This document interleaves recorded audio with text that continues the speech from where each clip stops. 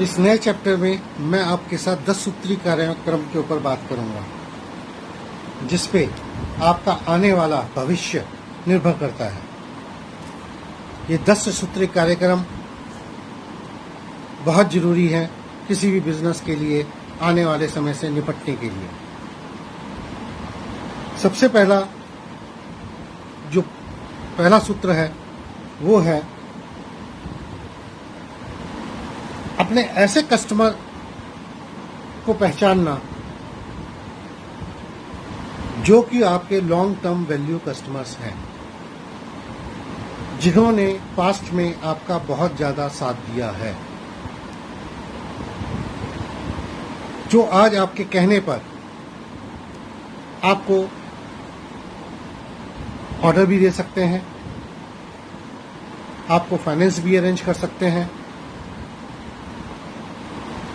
और आपके ऊपर निर्भर भी रह सकते हैं, बशर्ते आप उनको अपने हर क्षेत्र के अंदर प्रॉफिटेबिलिटी एश्योर करें। तो आपके हर बिजनेस में कोई ना कोई लॉन्ग टर्म वैल्यूड कस्टमर होता है, उसे पहचानिए और उसकी इज्जत अपने मन में, अपने बिजनेस में बढ़ाइए। दूसरा सूत्र जो मैं आपके साथ डिस्कशन करना चाहता हूं वो है इन्वेंट्री। जैसा मैंने पहले भी डिस्कशन किया कि आपके गोडाउन में बहुत सा ऐसा माल होगा जो कई वर्षों से बिना बिके पड़ा हुआ होगा, उसे निकालिए, उसकी कीमत डिसाइड कीजिए और उसे कोशिश कीजिए जो भी उसको ले सकता है उसको कैश टर्म्स के अंदर, हो सके तो कैश टर्म्स के अंदर, नहीं तो जिस भी टर्म्स के अंदर हो सकता है उसे बेच के अपनी इन्वेंट्री को कम कीजिए। उसके बाद केवल वही इन्वेंट्री रखिए जो इन्वेंट्री की सर्कुलेशन आपके पास फास्ट हो। कोई भी माल ऐसा मत भरिए जो कि आपके पास आपकी इन्वेंट्री में रुक जाए, चाहे वो आपको सस्ता ही क्यों ना मिल रहा। कई बार हम सस्ते के कारण कुछ ऐसे प्रोडक्ट अपने पास रख लेते हैं जिनमें कोई ना कोई डिफेक्ट होता है या वो आउटडेटेड हो जाते हैं, और जब नए फैशन का प्रोडक्ट आता है या कस्टमर ऐसा प्रोडक्ट डिमांड करता है कि जिसमें कोई शिकायत नहीं हो, तो वो प्रोडक्ट हमारे गोडाउन में पड़े के पड़े रह जाते हैं और फिर हमें अपनी इन्वेंट्री बढ़ाने के लिए आज चलने वाले प्रोडक्ट, आज की टेक्नोलॉजी के प्रोडक्ट को जोड़ना पड़ता है, जिससे हमारी इन्वेंट्री बढ़ जाती है। इन्वेंट्री बढ़ जाने से हमारा पैसा ब्लॉक हो जाता है, क्योंकि पैसा आपके ही गोडाउन में ब्लॉक है, आपके ही स्टोर्स में ब्लॉक है, इसलिए आप किसी से इसकी शिकायत भी नहीं कर सकते हैं। अगर आप जिसने आपको सप्लाई दी उसका पैसा डिले करते हैं तो आपकी क्रेडिबिलिटी इन क्वेश्चंस आती है। अगर आप कस्टमर को प्रेस करते हैं तो कस्टमर तो आज प्रेस होने वाला नहीं है, कस्टमर को तो आपको भगवान मानकर चलना ही पड़ेगा।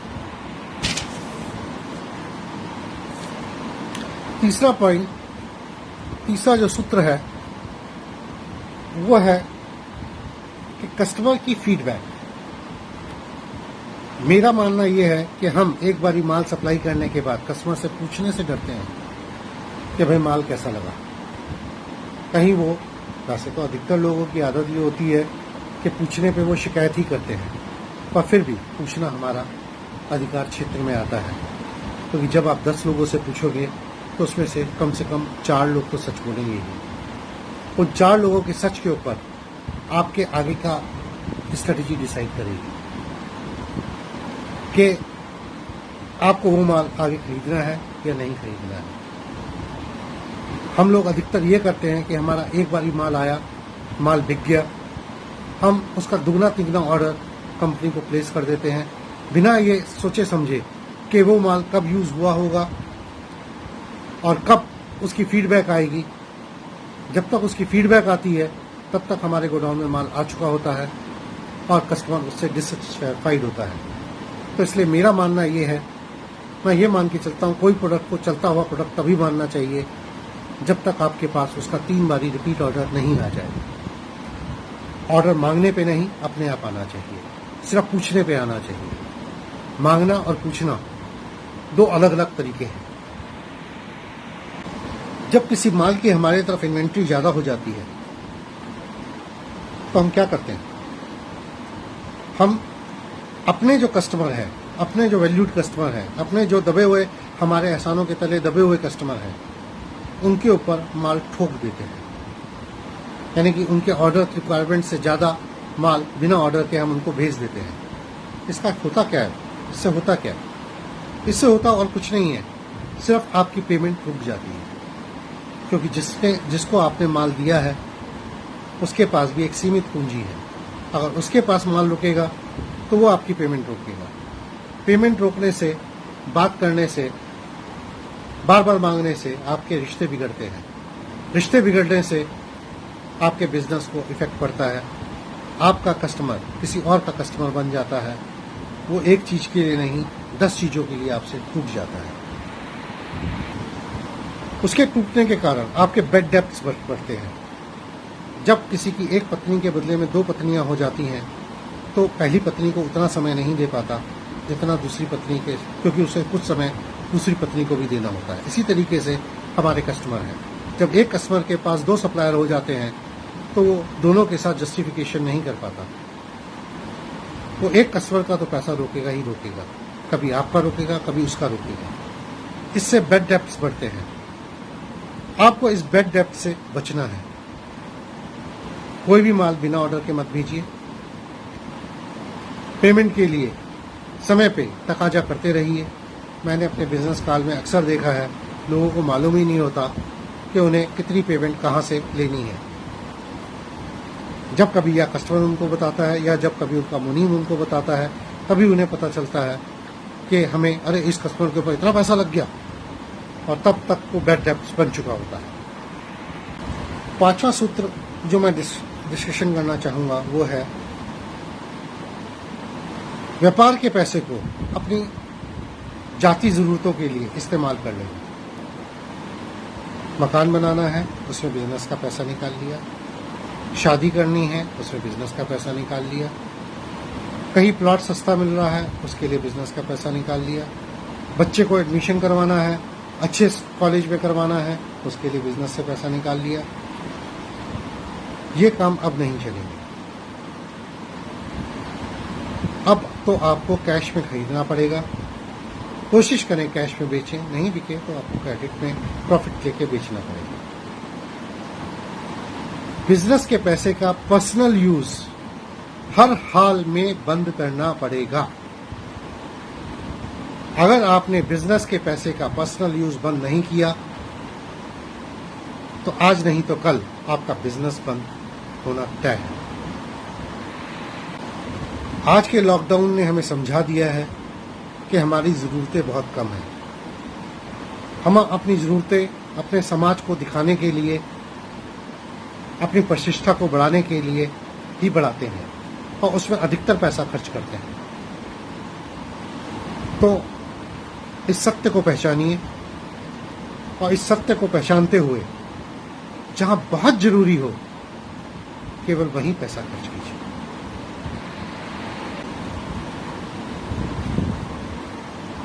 सातवां सूत्र जो हम डिस्कस करेंगे, 7वें सूत्र में मैं आपको ये बताना चाहूँगा कि मैंने अपने 40 साल के तजुर्बे के अंदर ये देखा है कि हर जना इस कोशिश में रहता है कि जो सामने वाले के यहाँ चल रहा है वही मैं बेचूं।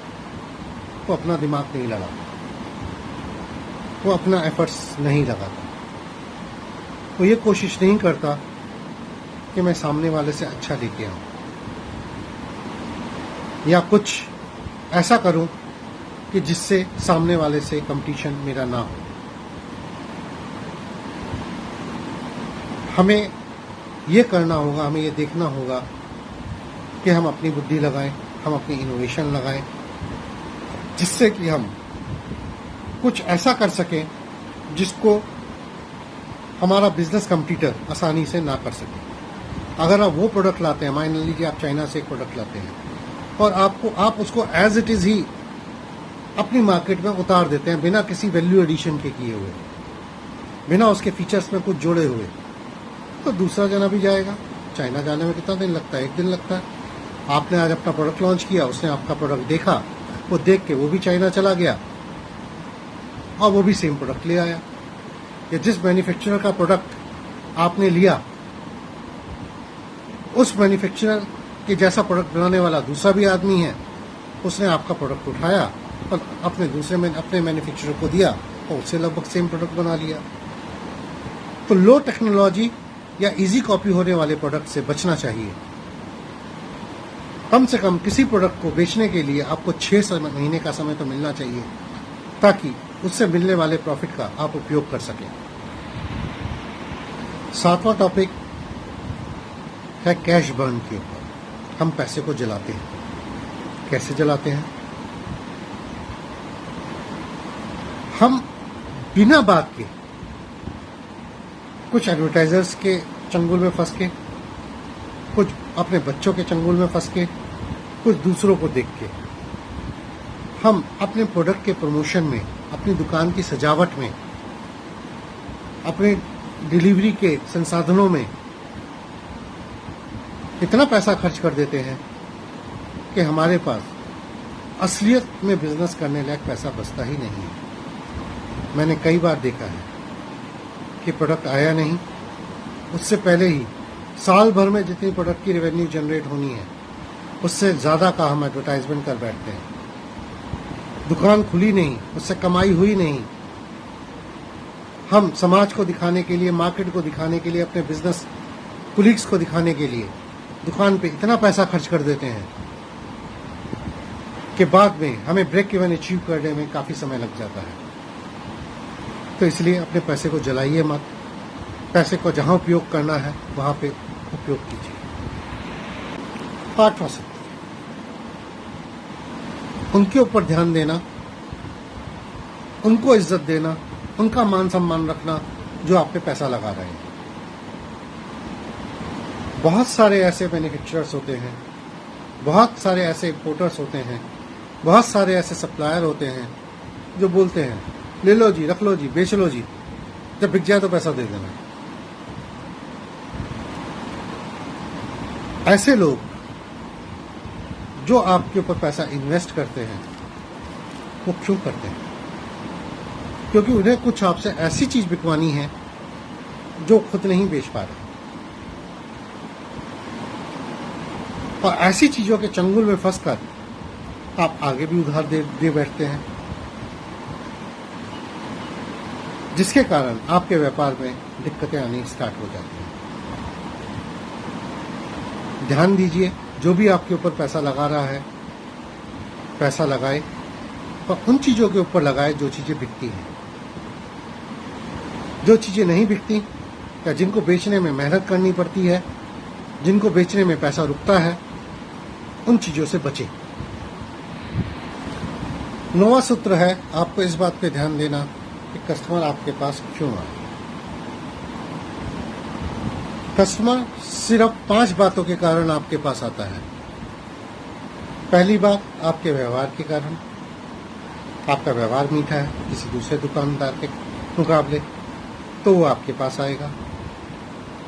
दूसरा, आपसे मिलने वाले उधार के कारण। दूसरा जना वही प्रोडक्ट कैश में बेचता है, आप उसी प्रोडक्ट को उधार में बेचते हैं, तो इसलिए कस्टमर आपके पास आएगा। तीसरा कारण, आपके पास ऐसा प्रोडक्ट होना जो कि टेक्नोलॉजिकली, क्वालिटी वाइज दूसरे प्रोडक्ट से अच्छा है, तो कस्टमर आपके पास आएगा, क्योंकि उसे उस टेक्नोलॉजी का प्रोडक्ट, उतना अच्छा प्रोडक्ट किसी और दुकान पे नहीं मिलता है। चौथा कारण, आप के बारे में मार्केट में क्या ख्यालात हैं, मार्केट आपके बारे में क्या कहती है। एक कस्टमर जो कि आपकी हर किस्म की सर्विसेज से खुश है, वो 4 कस्टमर को आपके साथ जोड़ता है, इसलिए कस्टमर आपके पास आएगा। 5वां कारण है सर्विस। किसी का कस्टमर आज किसी के पास भी रुकता नहीं है, खास तौर से रिटेल कस्टमर। आप तो होलसेल कर रहे हैं, पर कभी आपने रिटेल किया है? कितने नखरे होते हैं रिटेलर्स के। रिटेल काउंटर पे जो कस्टमर आता है उसे 100 तरीके से कस्टमर को सेटिस्फाई करना पड़ता है। अगर आपकी सर्विस की कमी के कारण वो अपने कस्टमर को सर्विस नहीं दे सका तो वो आपसे आगे माल नहीं खरीदेगा। वो 1 पैसा 2 पैसा महंगा खरीद लेगा, खराब व्यवहार सह लेगा, लो टेक्नोलॉजी का प्रोडक्ट भी ले लेगा, मार्केट के बारे में जिस सप्लायर के या जिस बिजनेसमैन के बारे में विचार अच्छे नहीं है उससे भी माल ले लेगा। अगर उसे माल समय पे मिल रहा है, जिस समय चाहिए उस समय मिल रहा है, तो सर्विस बहुत ज़्यादा इम्पोर्टेंट है। अपनी सर्विस को बढ़ाइए, सर्विस को इम्प्रूव कीजिए, सर्विस पे ध्यान दीजिए। 10वां सूत्र है प्लानिंग। आपको ये प्लानिंग करनी होगी कि आप आज क्या कर रहे हैं, कल क्या करना चाहते हैं और परसों क्या करना पड़ेगा। अधिकतर बिजनेसमैन सिर्फ आज पे ही जीते हैं। भाई आज मेरा बिजनेस अच्छा चल रहा है, कल क्या होगा देखा जाएगा, परसों की तो क्या सोचना। सोचिए, ग्रीटिंग कार्ड चलते थे, बंद हो गए, मोबाइल ने उन्हें बदल दिया। सीडीज चलती थी, बंद हो गई, पेन कार्ड ने उन्हें बदल दिया। पेन कार्ड चलते थे, मेमोरी कार्ड ने उन्हें बदल दिया। इसी तरीके से दुनिया भर के कारण आपको मिल जाएंगे कि जो आज चल रहा है वो कल नहीं चलेगा। इसके ऊपर एक बुक है, हु मूव्ड माई चीज, मेरा चीज किसने चुराया। ये 2 चूहों की कहानी है। अगर आपको बाजार में ये बुक अवेलेबल हो जाए तो इसे पढ़िए। ये आपको समझ देगी कि आज चलते हुए बिजनेस के साथ साथ हमें क्या परिवर्तन करने चाहिए कि ताकि हमारा कल का बिजनेस भी ठीक से चले, और भविष्य के लिए हमें क्या तैयारियां रखनी चाहिए जिससे कि हम वो कर सकें जो कोई और नहीं कर सकता। मेरा ये आपको निवेदन है कि आप एक ऐसे अपने से ज़्यादा इंटेलिजेंट, अपने से ज़्यादा समझदार आदमी को अपने व्यापार से जोड़िए जो कि आपके बिजनेस में कुछ नयापन लाने में माहिर हो। 2 पैसे ज़्यादा लेगा पर 20 पैसे कमा कर देगा। मत सोचिए कि आज आपको क्या ज़्यादा पे करना पड़ रहा है, चाहे वो कंसल्टेंट हो, चाहे वो आपका एम्प्लॉई हो, चाहे वो आपके विदेशी सप्लायर हो। जो नया है, जो दिखता है वो बिकता है। और इसी के साथ मैं आज ये लेक्चर ख़त्म करता हूँ।